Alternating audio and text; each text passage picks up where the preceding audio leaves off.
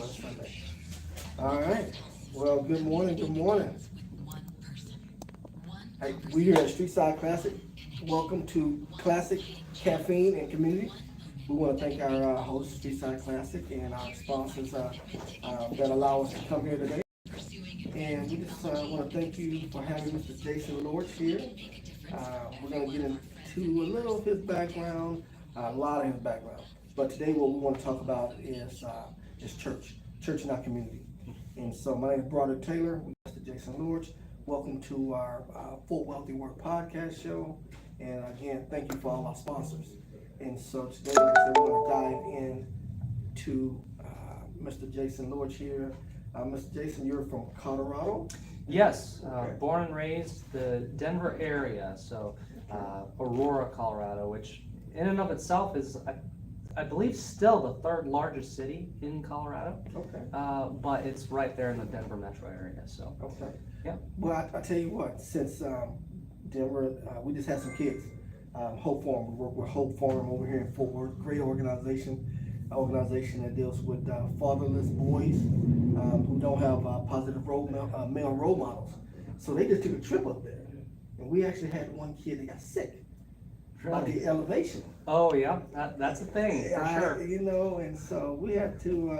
I didn't know it. I haven't been there myself, so maybe one day I go experience that. But yeah, you know, they take some kids, maybe 6 kids out there skiing every year. Okay. Got a great, obviously a great sponsor who does that. Yeah. Our kids need experiences like that. Normally our kids just stay here in our community, but they need to widen their, what you say, widen their geo, you know, things that they know. And skiing, you can tell by the photos, they had a great time. Besides the one kid who got sick.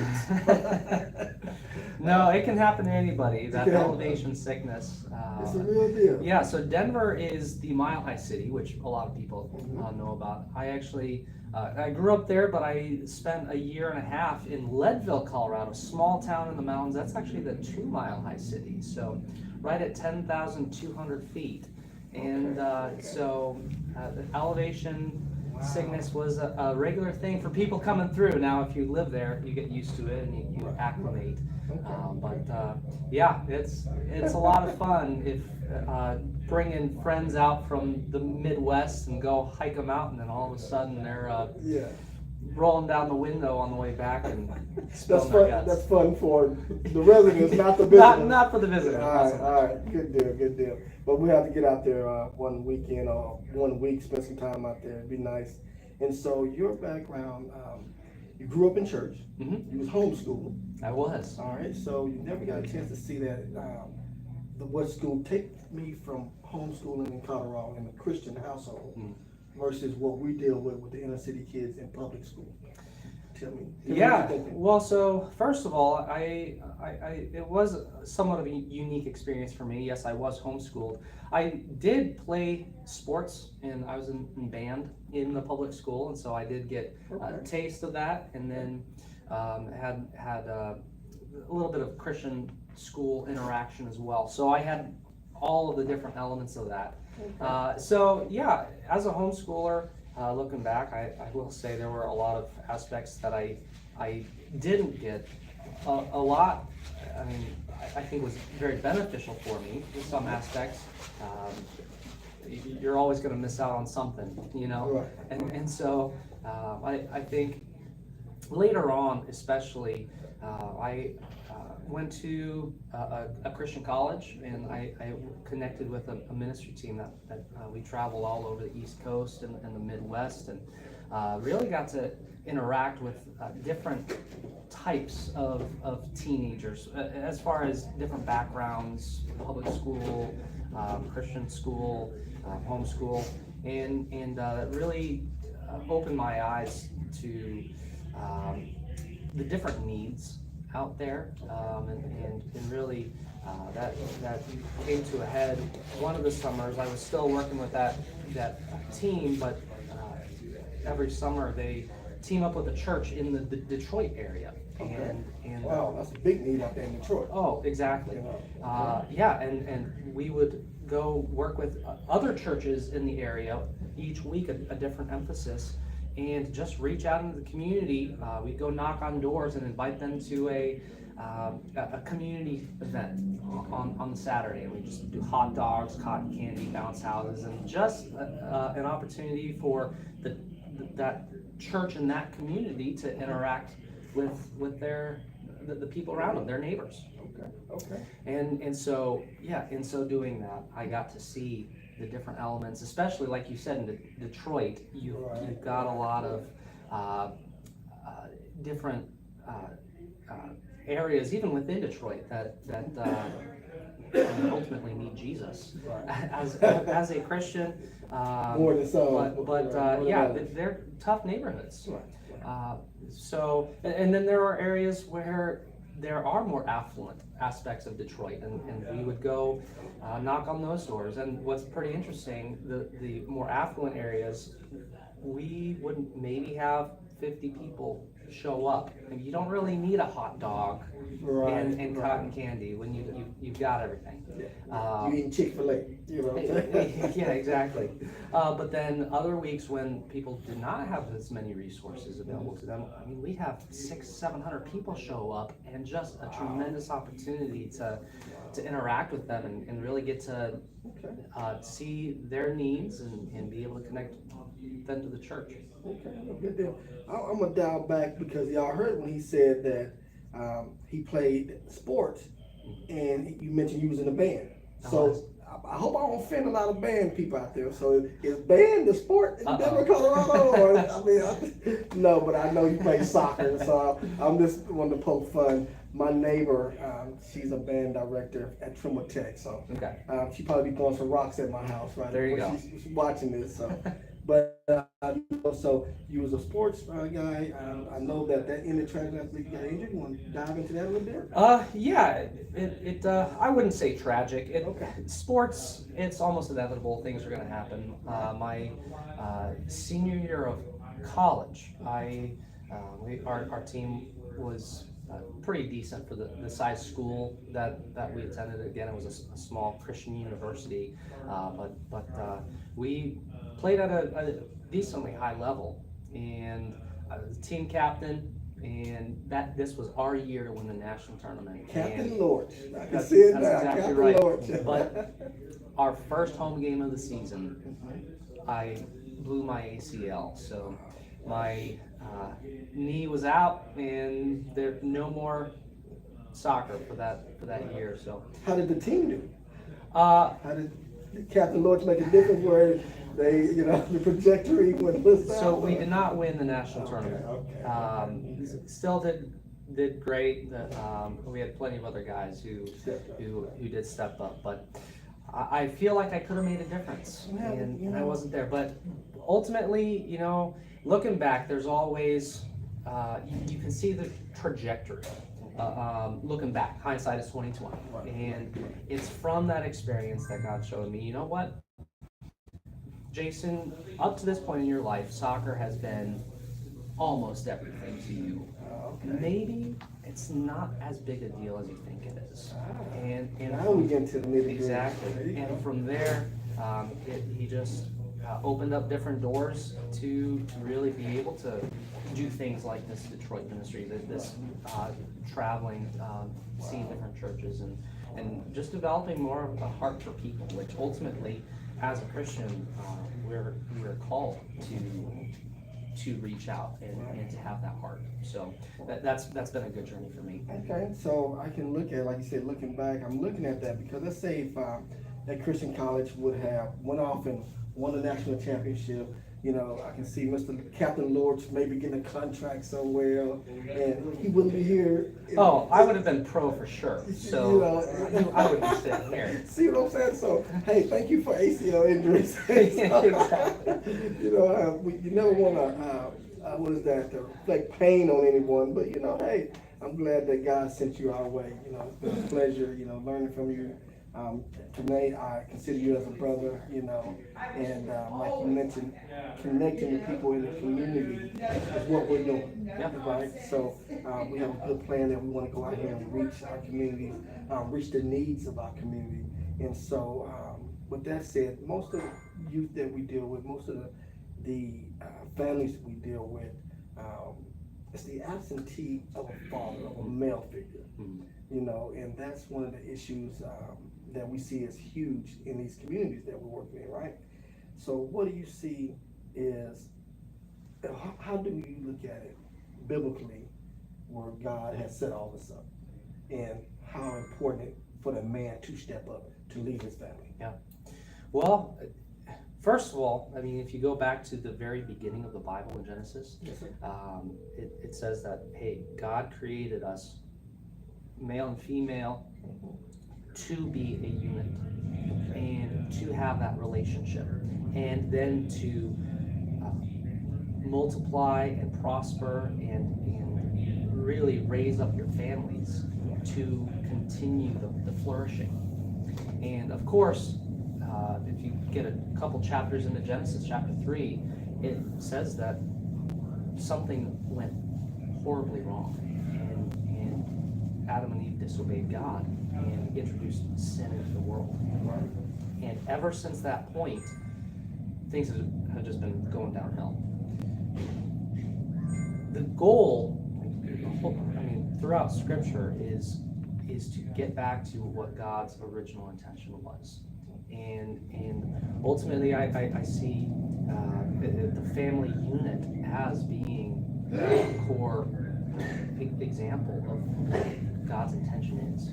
And so when you take out the father, that is removing a core aspect of training up a kid. In Proverbs chapter 22, it says, raise up a child in the way that they should go, and when they're older, they're gonna stick to that. Right.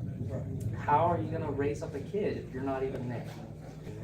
And I'm not taking anything away from the single mothers out there. A lot of ladies are stepping up, but they can never fill that God intended role for the dad to be there. And so ultimately, our goal as Christians is to encourage the guys to step up and to take on that responsibility, because we see headlines, anything you read about politics, there's always somebody coming up with some plan to make things all better. It's not going to happen if we do not teach truth.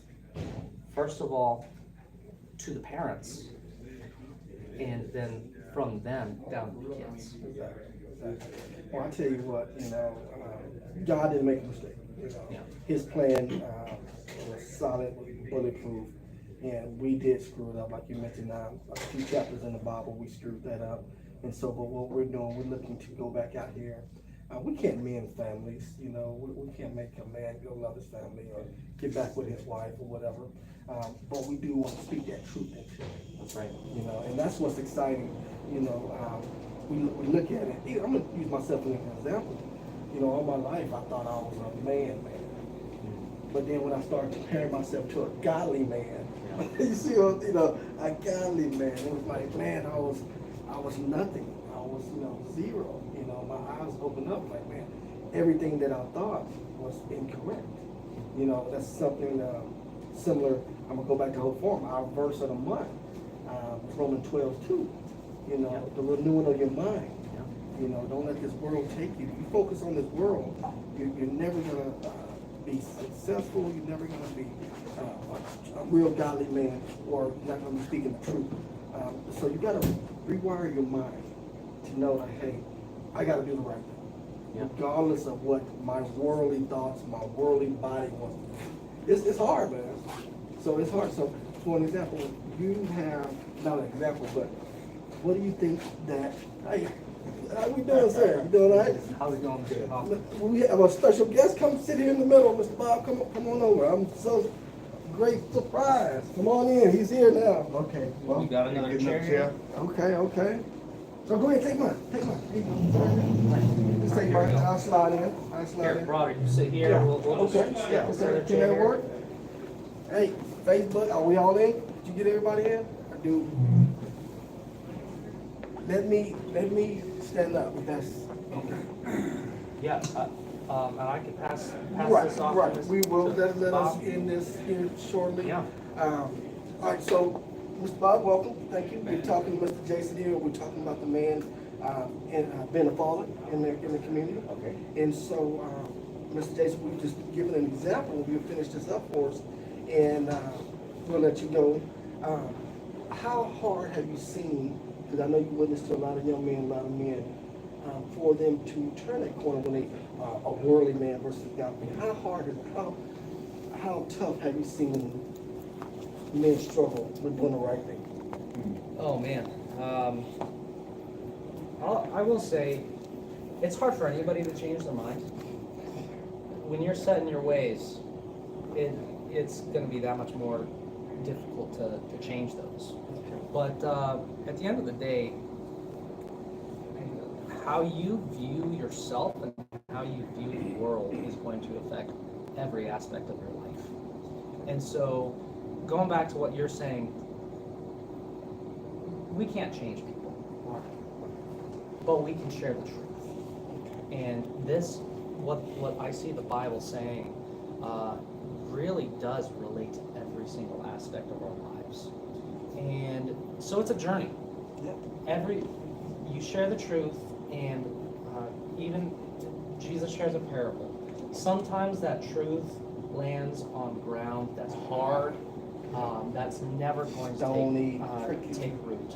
Yep. Sometimes that truth is going to fall on soil that a plant is going to grow up and flourish. Yes, sir. It's not my job to figure out how that plant is going to flourish or respond to it. It is my job to plant that seed. There you go. And so, to answer your question, it's a variety of responses, but just being faithful and sharing what I know God's word says. It's not up to me. I don't have to worry about what God's word says. All I have to say, share what it says and let God do the rest. I don't have to interpret it, or I don't have to try to make it fit. This one guy, more than just being able to apply it. Hey, this is what God actually says, and how He can change your life. Well, Like He's changed my life. there you go. Well, I tell you what, Mr. Jason, I'm sorry, Captain Lorch. We call him There Captain you go. Lorch now. You know, Yes. he got a nickname out there. Y'all see this guy out in Fort Wealthy Word. We're gonna call him Captain Lorch. And so, hey, I want to thank you for your time this morning. Yep. And I just want to say, are you ready to start planting seeds with me, brother? Here we go. Are you ready? Hey, man, I thank you. I love you. And I can't wait. We're gonna be getting started here very soon. Everyone, thank y'all for Mr. Jason Lorch, Captain Lorch. We'll be seeing y'all soon. Well, I'm gonna turn around. We got Mr. Bob Hoffman. What a great surprise for us, guys. And can we get that mic? Yes, you may. All right. Mr. Hoffman, let me get you mic'd up here, sir. And so as you know, we're sitting here talking about the absentee of a man in the household, but we're gonna just turn. May I just share one, Yes, if I sir. can just kind of piggyback off what Jason mentioned. Yes, sir. The example as well is imperative. I think about what the Apostle Paul said to young Timothy in chapter 2 of 2 Timothy. Let no man look down on your youthfulness, but be faithful of it in purity, be an example. Okay? And I think that that is imperative, and but in order to be an example, God has to do something in our own lives as well first before we can do that. And I really just totally agree with what Jason said. I think that just the condition of the way things are now these days. We don't have to second guess about, the situation that we face in terms of our young people. So you mean that I couldn't be wilding out, going to the clubs, having multiple women, just breaking the law, and then say, hey, go to church and love God? I can't be that person. My way is much funner. you know? Well, if you don't want to be labeled as a hypocrite. Right. You know, by Right. many non-believing True, people. okay, I got You you, know. I got you. And believe me, they'll look at every opportunity to do that as well. All right. Well, hey, again, I thank you for coming on. It was a great surprise. I see your hat. So the first thing I want to thank you is thank you for serving. You know, I see the U.S. Navy. I'm a Marine guy, so I know they call y'all our big brother. So you know, hey, it is what it is. So would you like to dive into that? Tell us a little bit about your time here. Well, first of all, I've spent most of my life connected with a parachurch organization called the Navigators. Early on in my Navy time, back in 1972, as a young sailor, a fellow took an interest in my life, helped me to grow spiritually, and actually journeyed with me in my walk, in my new walk with Christ. Helped me to grow, helped me to get into the Word, quiet times, memorizing Scripture, meditating, Bible studies, and most of all, just sharing my faith, learning how to share my testimony, learning how to share the gospel with young men. Okay. Well, you know, I'm thankful for that individual who came alongside of me, you know, because now you're coming alongside of me, you know, and I'm so thankful. You know, we had our meeting yesterday morning, and to let everybody know, I am learning from Mr. Bob, and he goes through the Navigators, but we just pick up what's it, a program, what you call Every Man a Word? Every man a word. Okay, well, we just picked up a program. We're going to go through this curriculum. It's a 32-week curriculum. It takes, 32 weeks. That's a big commitment. But it's targeting families, you know, marriage, finances. What else am I mentioning? Work, yes, sir. Discipline, and of course, our community. And so I'm excited about that. Yesterday was motivating. One of the things that, you know, I struggle with is memorization. And so I told Mr. Bob, I was like, man, my memory is bad, you know. And so it took me 2 weeks to memorize Matthew 22, 36 through 38, you know. But this program, it made me do my work because I know that I have to meditate on the Word, you know, morning, noon, and night, you know. And so, which is outstanding. So, all right, so I'm dive back into your Well, you career. know, to kind of piggyback on that, like I mentioned to you yesterday, you know, you and I are doing this together because I've never done this program before. Yes, sir. You know, discipline is not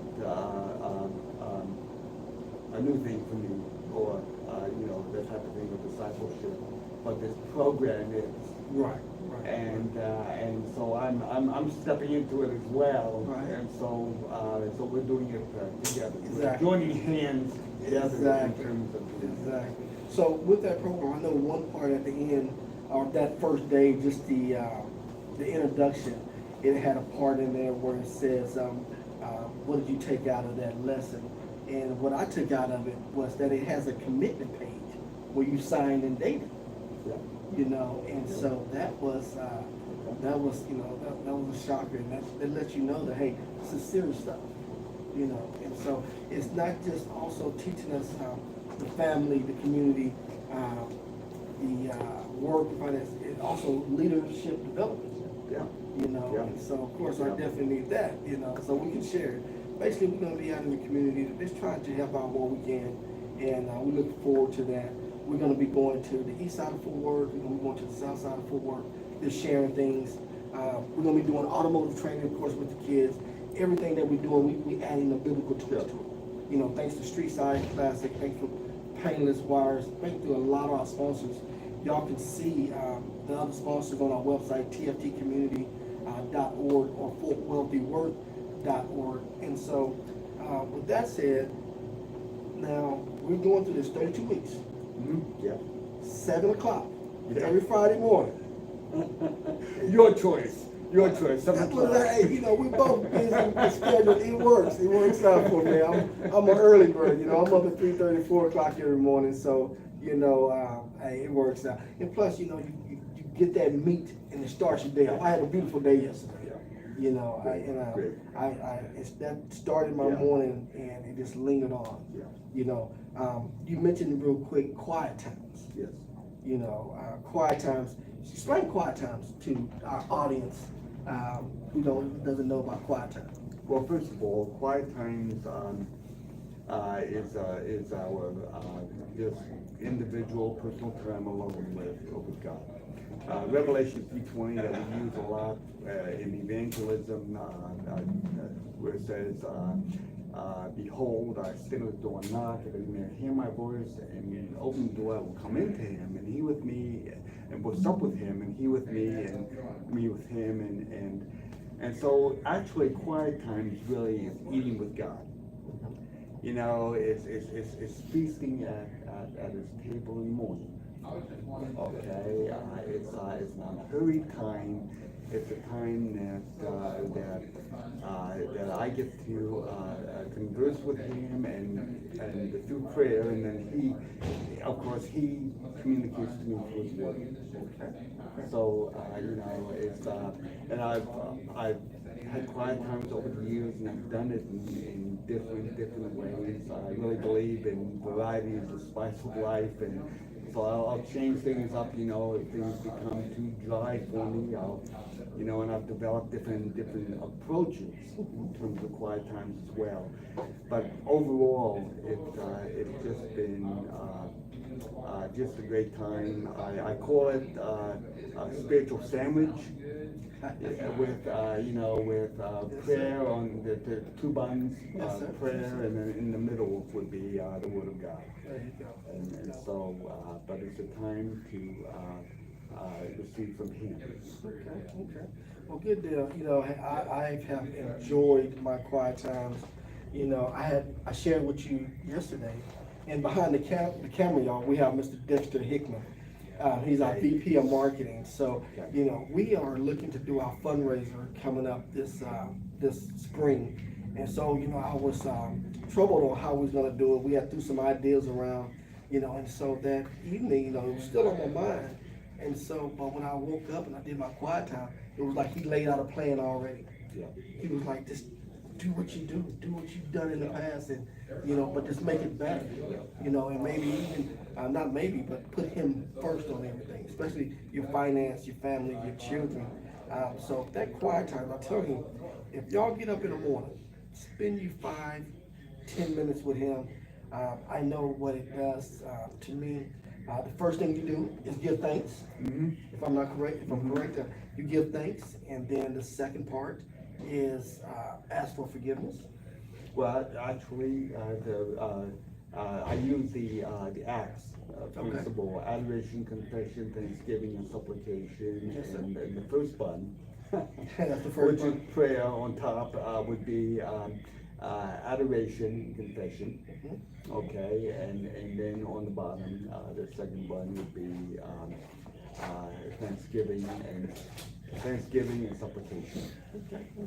And so, yeah, so you have that sandwich, and so you do that supplication, and then, you know, I call it, I just say praying for others. Yeah, You know, yeah. you pray for others. Yeah. You know, once again, I'm gonna go back to the organization Hope Farms. You know, they have devotions, we have devotions on Wednesdays and, Mondays. But we have meetings on Wednesdays, but at the same time, we're always praying Yeah. for individuals Yeah. or people. Yeah. Praying for the organizations, praying for our community, praying for our cities, Yeah. praying for our boys out here in our communities. And so it's a big deal. God want to hear your prayers for others. You know, other people need to be built up. Yeah, and I'm personally excited about you and I getting together and what Yes, sir. God will do in the future. And of course, we don't know what God can do. Right. You know, and so, but this particular study that you and I are doing, it's been around since 2011, and there's a saying that says, see where God's working and jump in. Okay. And that's basically what we're doing. We're jumping into to a study, to a situation where where God has used it over the years Yes, sir. in countries, many countries, and around the United States as well. Outstanding. For himself, and men are being built up. Yes, sir. And that's what we're Now, trying to they're do. becoming men, I should say. Right, because let me tell you guys, like I say, I went through this one program, and it was 45, you know, and so I learned that, like I mentioned, a worldly man versus a godly man. You know, there is a difference, and so I want to thank you for your time. Again, thank you for meeting with me. Once again, I wouldn't be here without you. I think, like you said, God is definitely doing something with us. He's pouring into us so we can pour into others, Amen. you know. Amen. And so, I thank you for that. And, hey guys, once again, we are here at Streetside Classic every fourth Saturday of the month. I just want to let y'all know, we also got a car show going on. I'm gonna be bringing on Mr. Justin here in a little bit to talk about the car show, to talk about their ventures with our military, the veterans. And so I believe it's called Gallant. And so we're gonna talk about that here shortly. But I do want to again thank you, Mr. Bob. And look forward to, again, thank you for your service. And I look forward to next Friday, putting in some work. And hey, guys, again, thank all our sponsors. Go to our website, tftcommunity.org or fortwealthywork.org. And we're here at Streetside Classics for our caffeine, classic, and community. Thank y'all. Y'all have a blessed day. Look forward to seeing y'all in the community. Thank you. All right. Hey, I Second love these 2-minute closing statement.